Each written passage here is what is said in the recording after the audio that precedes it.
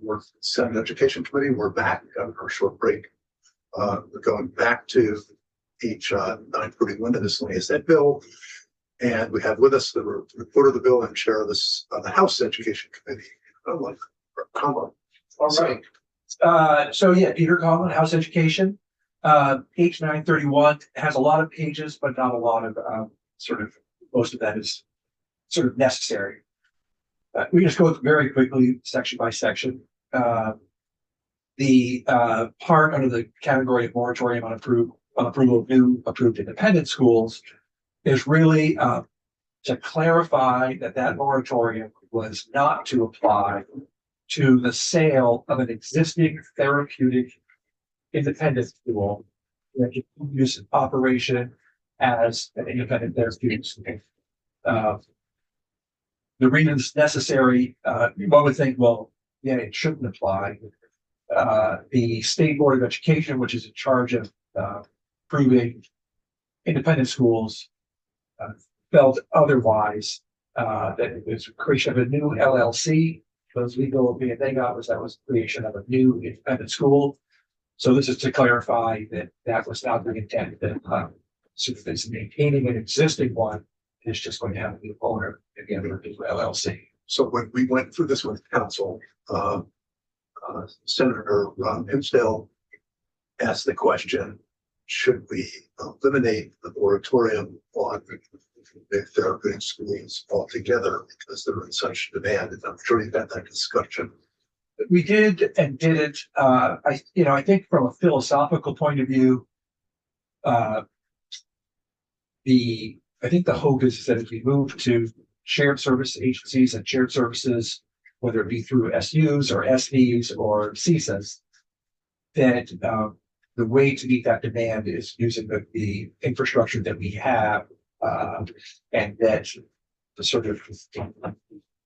to remove the moratorium on therapeutic schools might sort of take away from the push to make those services as close to where students are as possible. Okay. Yeah, That's the sort of, and I really only speak for myself. We've had some testimony from districts about efforts they're making. The efforts they're making to do what you're talking about. You have to understand that. Okay, so we know why. Yeah. Okay. The second part is the Interstate Compact for Education. This is at the Education Commission of the states. Nobody knows why, but in the early 90s, we left. We had always been a member of the Interstate Compact for Education. No one could tell me why. Nobody's going to figure out why we left it. However, as long as I have been here, which is my 10th year, we have been availing ourselves of their services and have been, I would call it, sporadically paying dues to it without actually being a full member, because I don't think until we really started diving into this, we understood that full membership meant we had to readopt all of the compact language in order to be a full member, which not only gets us the services, but also gets us part of its future and being a part of a voting member of its future. ECS, Education Commission of the States, which is what this really is. They're often the people you go to when you say, how is this done in other states? They will provide us with a full study, provide us with testimony, comparing how states and they provide regional gatherings, not just of legislators, but of people from all parts of the field. I was at one in Hartford earlier in the fall that was really rather helpful as New England states and people who were there. We compare notes on how we are addressing various things. So anyway, we're already paying the dues. It was already in the budget. We paid it last year as well. So it seemed logical that if we are going to be paying the dues and trying to be members of it, we should adopt the compact so we also have sort of ownership in it as well. But that's that. There's a lot of the pages of this. But it has no regulatory impact. It's all That's right. policy development. Can I jump back to section 1 just for a second? I was wondering if the committee took any testimony on therapeutic school deserts. Could you talk about serving the students? So we had the folks in who we, I think, had joint hearings with as well. Maybe that was with Ways and Means, I can't remember, but the special education folks from Vermont to talk about this. Oh, to talk about special ed in general, talk about where there are challenges, where there continue to be challenges. I mean, we continue to have school districts that cannot serve students with pretty specific needs because they don't have people, or they don't have a policeman available. So it certainly exists. I'm not even sure that there are deserts. I think you could say that it's a challenge throughout the state. Okay, so then that didn't lead to any discussion of doing away with the moratorium on therapeutic. I would say it didn't really, it was sort of all was happening at the same time that we were investigating what CSIS can do, shared service agencies. And I think that there was just more motivation to get that going so that we are serving students closer to home and at a lower cost. Get that bit, but if there's not school seats available for those students, I'm just wondering why you kind of dismiss the concept of. Well, I mean, we were really mostly focused on this one narrow issue. Yeah, got it. Okay, thank you. Okay, so we're up to page 15. This is the class size minimum language. I'm sure as you heard from legislative council, this was really just meant to sort of sync up rulemaking and statute. The statute exists and it has class size minimums in statute. That also requires rulemaking, which can happen automatically either. So rulemaking is going on, and this is just to say that when we start talking about not meeting class size minimums over 3 years, that begins once rulemaking is complete, or by the date we have here, July 1st, 2027, whichever date comes first. So effectively, we pushed it back here. Yeah, or less, maybe. Yeah. And then the final part of miscellaneous education bill was a request from the agency to allow them to be able to do criminal background checks on people they hire or contract with who might be interacting with students. Interesting. Yeah, and the sort of language that is in here is essentially based on the same language and statute that governs criminal background checks for superintendents. So don't they do, don't you have to have the benefits already? So in this case, the agency was asking for their own ability to do it rather than having to go through sort of the central system that is operated by the state, which takes considerably longer. This might be a question for the agency, but I'm looking at line 7 on page 16. And the contact with the students, why unsupervised? And why not just strike that word and have it be supervised or unsupervised? Yeah, I'm not going to answer that. That's a policy choice. So I sound just like legislative council. But I think that there probably is a question that to say lots of folks are in schools with students supervised who don't have to get criminal background checks because they are supervised. And so it may be consistent that if you are supervised, you don't need a criminal background check. But all of a sudden you say supervised and unsupervised. Does that open it up to every parent who is in helping having to get a fingerprint background check, even though they're in there with the teacher the whole time? I'm just thinking out loud here. Definitely a better question for legislative council and AOB. So Just curious. So I understand section 14 really came out of AOE. This was a request from them. Yeah. Did they quantify How many, what cost, if there's availability in the state to actually perform this function? If there's a background check backlog. Yes, this I think would be separate and apart from the backlog. We have a problem that has existed since I've been here, which is 10 years of criminal background checks, especially folks who are both interacting with CED, I mean childcare, and like pre-K. And there is a back, or it seems to take a long time. Can I go back one? So it's this, before you, we're actually doing that, but does this make this doesn't do anything to make the system work more quickly No, this is really just for AO employees or contractors. So not school district thing, employees. it's just saying they have to do it, not making the actual act of getting it done easier. Correct. Yeah, okay, Correct. okay. Yes. If I can, unless there's another question on 14, back to 13 just for a second. Got a question on, so EQS has minimum class sizes now, right? No, I do not believe EQS has minimum class sizes now. That'd be a better question for somebody else, but I'm pretty sure it has maximum or average class sizes, but I do not believe it has minimum class sizes. No question. Thank you.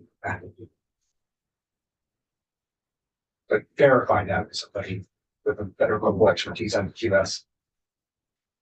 Thank you. And I know that the Warren thought this was a real issue to get some stuff. Yeah.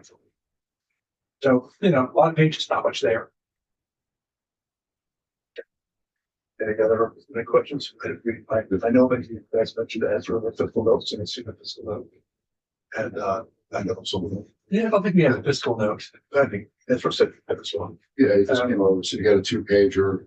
It's not a big deal. Yeah. Yeah. Yeah. Okay. All right, thank you very much. Yeah, thanks. Thanks for coming in. Sure.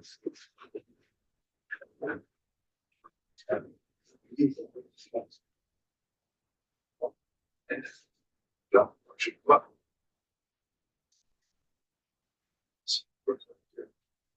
Before we cross back, I think we're happy this, so I was putting together. We're getting some trouble. No, you're the wrong day. Oh, I'm the wrong day. Deja vu. Yeah, come on, you go. What?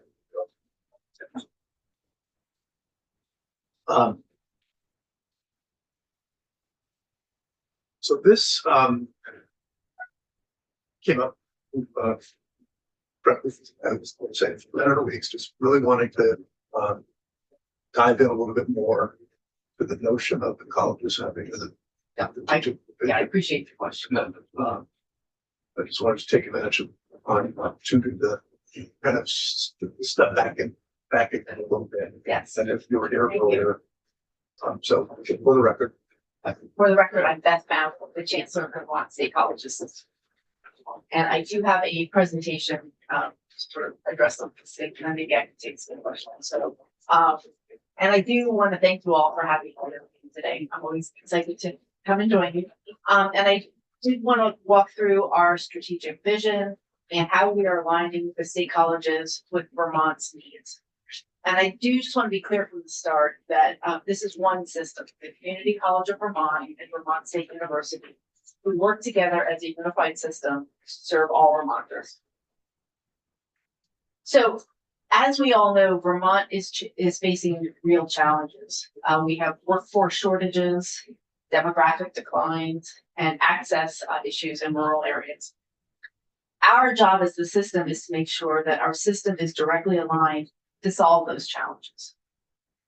Fundamentally, this is about access, making sure that whether you live in Hardwick or Pulteney or Burlington, you have the same opportunities. We are seeing real differences in access and opportunity across Vermont. Our role is to better align our system with the realities and expand access so opportunity is more evenly within reach. So, one of the things, as I've been the chancellor here now for 2.5 years, we now really have serious focus that will transcend several years. And the three main focuses come in 3 buckets. First is a workforce. Second is on student success. And the last is in our infrastructure or our buildings and facilities. With workforce, it will be our goal to align directly to Vermont's needs. With student success, what we want to do is make sure that we are teaching practical relevant information that leads to jobs, because really jobs is what drives student success.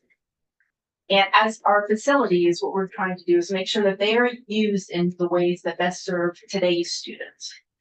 And we're doing this again as one unified system, really thinking of the Community College of Vermont and Vermont State University working together using hybrid learning, campus partnerships and center partnerships, and shared programs really that will serve the whole state. Now, the other thing that I've mentioned several times when I've been here is that our students look different than what most folks think. They're not all just our traditional 18-year-old residential students. Many of them are Vermonters who are balancing work, family, and education. Please remember that 83% of our students across both institutions are Vermonters, so we are serving Vermont. They are place-bound, often working, and they're looking for flexible and practical pathways that lead to opportunities for them. So our model is going to have to be to adapt, being more flexible in our delivery, having more online and hybrid opportunities, and then pathways that are working for real lives. Now, this has not been a top-down idea. This isn't just coming from me. It reflects a deliberate process on my part. I have listened across our campuses and centers, across our communities and our employees. I have reviewed enrollment and completion data. We've assessed our financial realities, and we've learned from other systems around the country. And we've aligned Vermont's workforce and community needs. In other words, this is grounded in what we're hearing and what we're seeing and what Vermont needs. And this isn't theoretical. We are already expanding short-term and non-degree programs, strengthening pathways, and building options for working adults. And we're doing this based on direct input from employers and partners across the state. With us being a system, we are now building seamless pathways from the Community College of Vermont to Vermont State University and back again, from high schools to Vermont State University, from Vermont State University back to CCV. Really thinking of this broad swath of adult learners that we've got to serve. And this really wasn't happening before we became this unified system. Next, I also just want to ground this in our financial reality of what we're managing. First, I do appreciate both the governor and the legislature, the House has agreed to our general fund request. We appreciate that. And I'm very proud to be here today to tell you that in our FY27 budget, this will be the first year of the 5 years where we have not requested bridge funding. We are extremely thankful to the legislature for that bridge funding, but we have been very conservative and trying to really make sure that our funds have gone, the length. And what we also know for this year is that we know that we will have a small budget deficit for Vermont State University, but we are prepared to self-bridge that small deficit this year. And that has been a direct result of our prudent financial management. So I'm very proud to be here to tell you all about it. Next, I also know that last time I was here, there was a question on our global commitment request. So I just want to describe that in common terms. So this, again, is a direct workforce investment. The fact of the matter is that Vermont needs more nurses and allied health professionals. And this specific funding helps us to pay our faculty and our clinical training capacity required to produce the nurses and other healthcare professionals that we need throughout the state. Without this capacity and this fund, we cannot meet the demand of the state, regardless of student interest. This funding comes through the Global Commitment Fund to Health, Global Commitment to Health waiver, a combination of federal Medicaid and state funds. The Global Commitment Investment Fund allows Vermont to leverage federal dollars to build healthcare workforce capacity. And next, I also want to So connect. just to make sure I understand this, going back to Yes. that slide. Is the 306,000 a different line item? Sure. So on top of what we saw in the former slide? So there are two elements of this particular item. The 306 is a general fund that is in the governor's recommend, and it is also in the House's budget right now. And then the second item, the 1.5 million, is the Medicaid or the global commitment dollars. It is a grant that is also in the governor's recommend, and it is in the House budget today. But it is a grant that comes out of the global commitment dollars that are funded by the sources that Beth just mentioned. Okay, so I just want to be sure for our budget letter, this is on top of what you asked for in the previous slide. It is different from Yeah, what, different. yeah, Okay, different. that's fine. This is It's all different. fine, just want Yeah. to try to understand. Yeah, So in your budget, there are two separate lines. There are the standard line Yep. for the base appropriation, and then these lines for allied health. so both of which were in the governor's recommend and approved by the House. Correct. Yeah, okay, approved by the House, okay. Next, I just want to jump to our facilities and also connect the facilities to the realities that we're facing. Quick that page. Our buildings are one of our largest costs and one of our greatest opportunities. So we've developed a clear plan to make sure that these facilities serve the needs of Vermont going forward. Our plan is straightforward. Every space must be actively used. And we will bring in partners where we have excess capacity, and we're going to right size where that's necessary. We are actively, even today, looking at how every space is being used and how it might be used in the future. Fundamentally, this is not about one campus. It's about a system where every campus plays to its strengths and serves its community. In some cases, those are academic spaces, and in others, they're partnerships like K-12 partnerships for community use or housing. We're not preserving the buildings for their own sake. We are making sure that they are actively serving Vermont. Our plan is not to wind down campuses, but to revitalize them by expanding their role as community-centered assets. And so this is the approach that we're putting into action. And I just want to give an example from the Johnson campus. There's something we're calling the Johnson Campus Apartment Complex Project. This is a partnership model that addresses both student and community needs, and it leverages external investments and activates underused campus assets. We are requesting $1 million for the development of costs to make this project shovel-ready. It's a model that we can apply in other locations once this one is successful. We've been working with Art Klugo, who was behind the beta expansion up in Burlington. And it's really exactly what we mean when we're talking about these things, using our campuses to solve real world problems for students and communities. We really can't afford not to do this. Our campuses have to be part of the solution for Vermont in housing, workforce, and community needs. So this is, we had the Vermont Housing Conservation Fund in the Natural Resources Committee this morning, and they mentioned the housing project. I believe at Johnson, this is what they were talking about. That's the They said downstream they project. analyzed building. Oh, that's a downstream project. Okay, we also, I'll give you another good example. So there is so we've been looking at a number of partnership opportunities. Several years ago, actually, as I just arrived, there was a Sanders congressionally directed spending fund that came out that was for what is now downstream to take the McClellan building on the Johnson campus, which is slightly far away from the campus, and turn that into senior housing.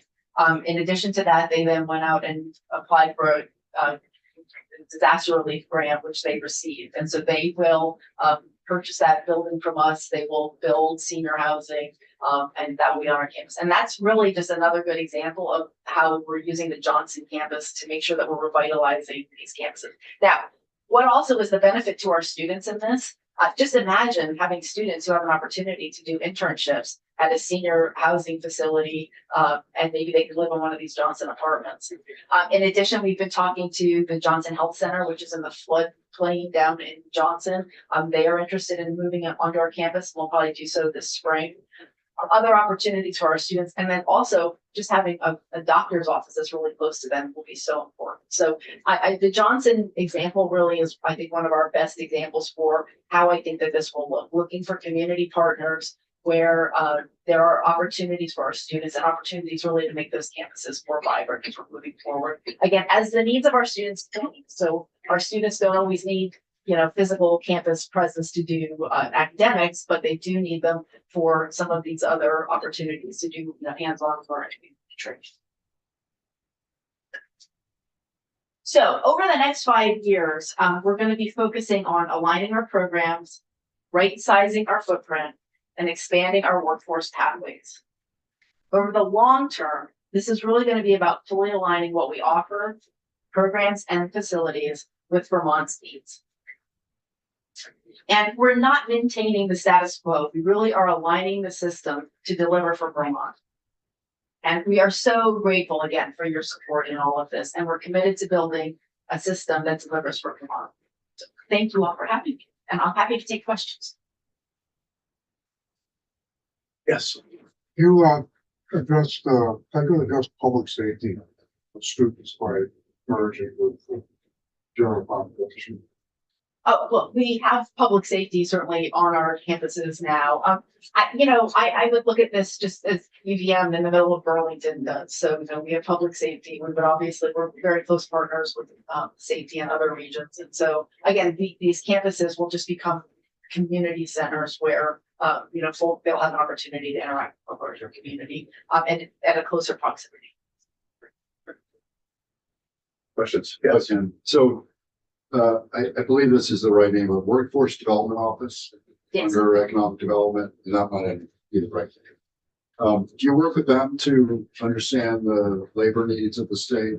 If you mean the workforce board that we have here or which, Vermont's, I think it's Workforce Development Office. oh, yes, Just to, Yes. anyway, let me back up. Understanding Vermont's labor needs over the next 5 to 10 years. again. Who do you work for? We work with the state, so certainly with Lyle Jepson in economic development. We've worked with under the Department of Labor. They have a workforce area right under them with Sabina and Drake. Yeah, So there you we worked with them. And Tiffany Walker, who works for us and does workforce for both Vermont State University and the Community College of Vermont, actually sits on the labor board, on the workforce board for the state. And we are using data. As a matter of fact, that has been one of the things I've been pushing as the chancellor. So when we start to look at, okay, what's the power of a chancellor in a state? So just remember, we've been doing this for the whole state. I have been going and looking for ways to work with the Department of Labor to get more information for us on workforce needs, on how students are graduating, what they will need, because ultimately what this is going to have to be is about us addressing needs that we might not know exist today. So I'm very excited about that. Okay, so that's all positive. I'm wondering how it's affected your academic programs, your course offerings. I think in a positive way. So what's very exciting is that, our program array, which is what we call it, really has to meet the needs of Vermont and Vermonters. And it is a continuous improvement process. And so what we have been doing actually for many, many years, but are really looking, especially as we get a new president on board to do, is to have a more deliberate process where we are looking at programs, looking at class sizes, looking at the needs of the state, a lot of the data you're talking about, looking at all of the data that we have incoming to say, what are the needs of Vermont? Actually, a really good example of this that has been in the news lately is our auto and diesel mechanic program. So we have been looking at that. We know that they're under enrolled, and we also know that we need mechanics in this state. I mean, how long do we wait to have our cars done? And what we found was that the vast majority of jobs, so again, looking at data, don't need the associate degrees that we have been preparing. And so we're looking at moving to an industry recognized credential and a stackable industry recognized credential. In addition, since we've been working with the Department of Labor, there are potentially workforce Pell dollars out there that we will be able to leverage with these pieces so that students can do these programs for free. And we are looking to hopefully partner with CTEs so that we can get this kind of great training for students all around the state. Okay, so what I'm really looking for is like knowing what you know about labor expectations over the next several years. Like which programs are ramping down, which programs are ramping up, which facilities are being repurposed, if any.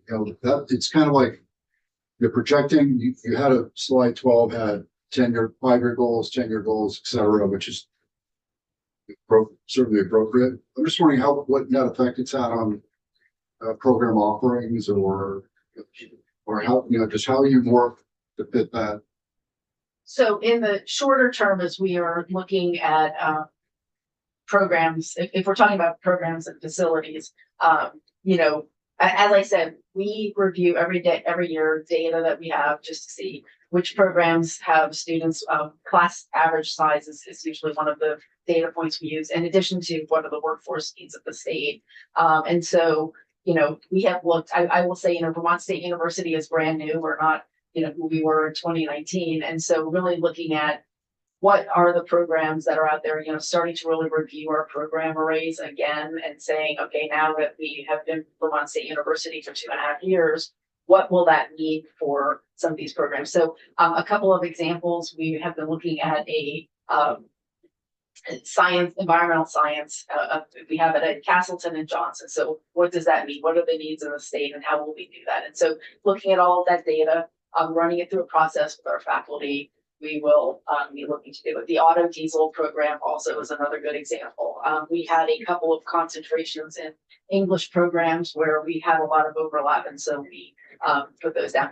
Talking about adding though, we did recently get some congressionally directed spending for from Senator Welch's office to do a composite certificate. So that would be something that we are adding. So it's going to be an organic process, but used with data. So again, the facilities, I can give you hard examples of facilities for today. So Kingdom East Supervisory District that was also just announced will be in the Harvey building in the fall, starting in July. And then what we've been able to do is look for a new home for the folks that were in that process so that they will have more vibrancy and be closer to other students, but still have the same quality experience and quality academic experience that they've had. So I can give you very clear examples for like this year or next year. Really part of this is just following the process of program review and program array, following the process for our facilities, you know, using data that we had with the master plan that we got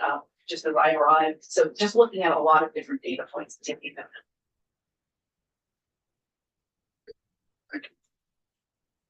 So like using environmental science as an example, you end up concentrating that on one campus. So what we're going to do for next year, the board actually at our last meeting said, why don't we start now looking? So, you know, we've been Vermont State University now for only 2.5 years, getting in 2023. How is it that we're going to look at some of these programs that we have on several campuses and to see, are we leveraging our assets? Really, this all winds up being, how are we best using our assets to meet the needs of students? And so that will be the review process that we're going to do in this upcoming year at the direction of the board. Curiosity question. What percentage of your students would you say are attending via some type of state funded scholarship or federal funded scholarship? Oh, probably nearly 100%. If it's not 100%, it's very close. You know, our students really need help. You know, we have the Freedom Immunity Grant that has been moving through.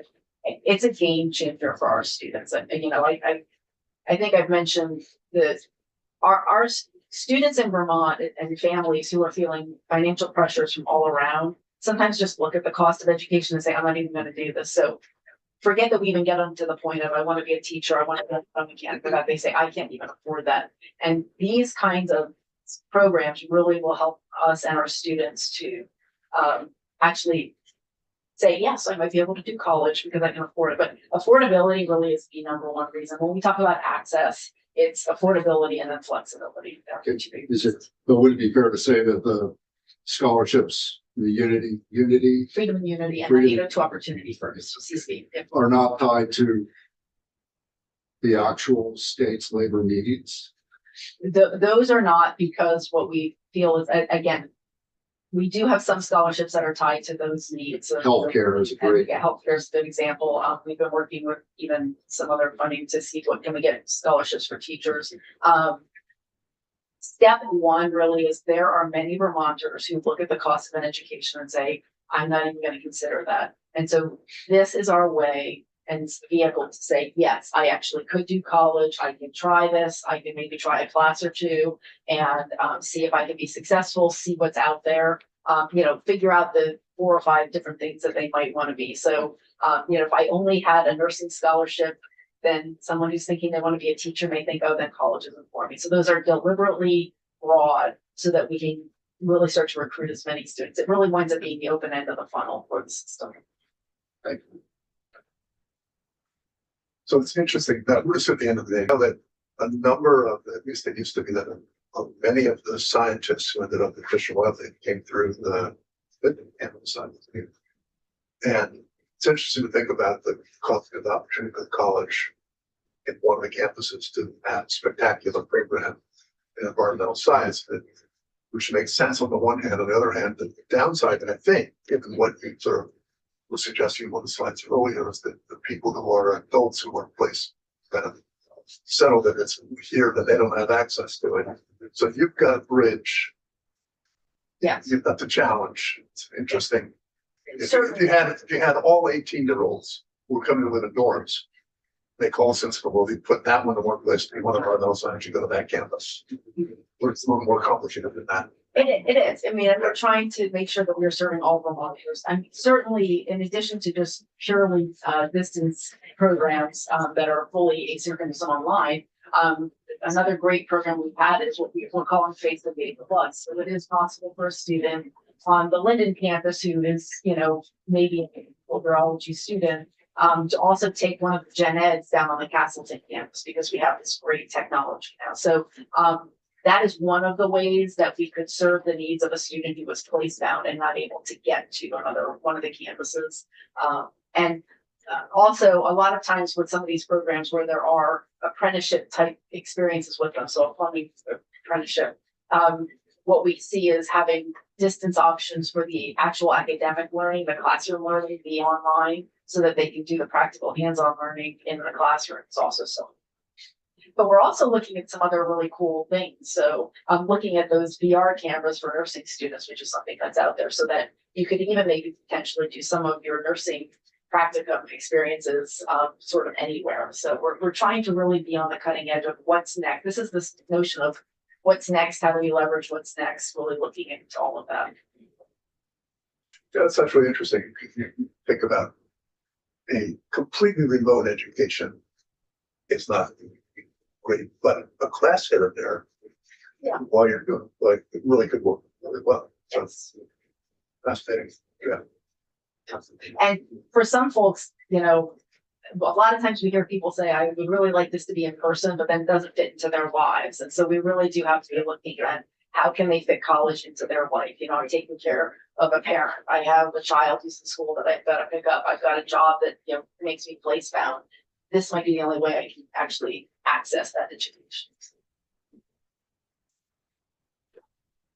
Thank you. Yeah, and thanks. I'm glad you came in. No, thank you. I appreciate it. Anytime, would be happy to come. Timing was perfect. We understand your budget request better. Okay, good. And, Well, thank you. thanks.